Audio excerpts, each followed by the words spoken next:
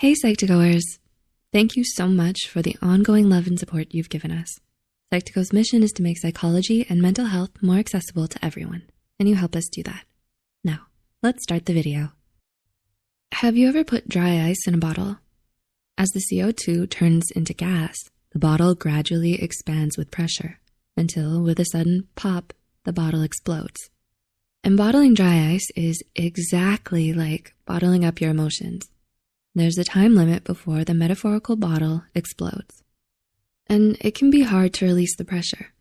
The first step in properly processing your emotions is to recognize that you're closing yourself off from them. So, here are 6 signs you're bottling up your emotions. 1.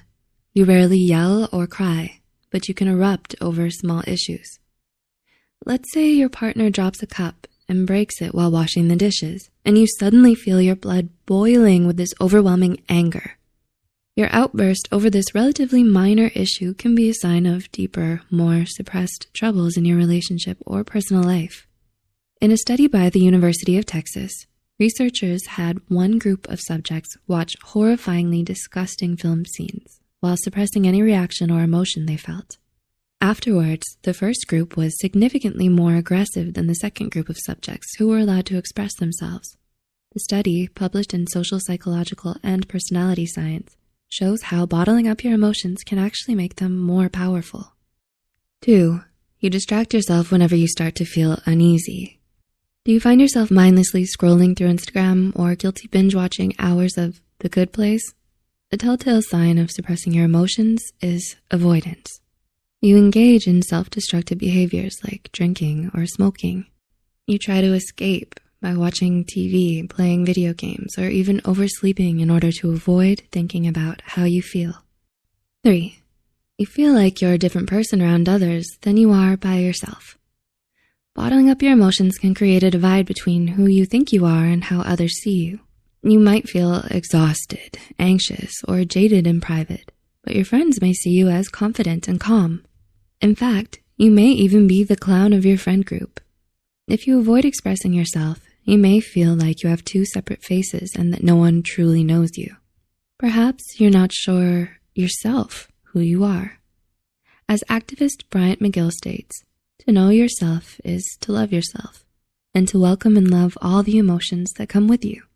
4. You often feel uncomfortable around highly emotional people. If you suppress yourself, you might think that crying or screaming is embarrassing or bad, but more subtly, you'll just feel uncomfortable around highly emotional people who visibly express their emotions. You might struggle with how to react or how to offer comfort to them in their time of distress, especially if emotions hold a sort of stigma and pain for you personally. 5. You experience life from a third-person perspective. Maybe you're at the mall with your friends and everyone is laughing and joking around, but you feel as if you're observing the fun rather than fully engaging in it. You feel distant from others. You may also find intimacy difficult and have only a few close friends. By bottling up your emotions, you distance yourself from how you feel. It makes not only anger and sadness harder to express, but also expressing happiness and joy. And 6, you avoid confrontation and never address the cause of your emotions. Perhaps you feel powerless over your own life. You're unable to think deeply about your emotions, nor can you talk to others about how they make you upset. Even if you bottle your emotions, you can still feel angry and sad, but instead of finding the cause of the negativity, you numb yourself to the pain. You fear any sort of confrontation and you avoid your emotions just like you avoid emotional people. Psychologist Perpetua Neo explains that emotions shouldn't be so fear-inducing. They exist for a reason. In fact, she calls them our first intel in a war, because they're often a sign that something is wrong and needs fixing. You can learn to let in your emotions and use them to identify changes that need to be made in your life. So, did you recognize any of these signs in yourself and how you connect with others? If you enjoyed watching this video, give us a thumbs up and share it with someone who might find it helpful too. The studies and references mentioned in this video are in the description. Don't forget to hit the subscribe button and the notification bell icon for more Psych2Go content. And as always, thanks for watching, and we'll see you soon.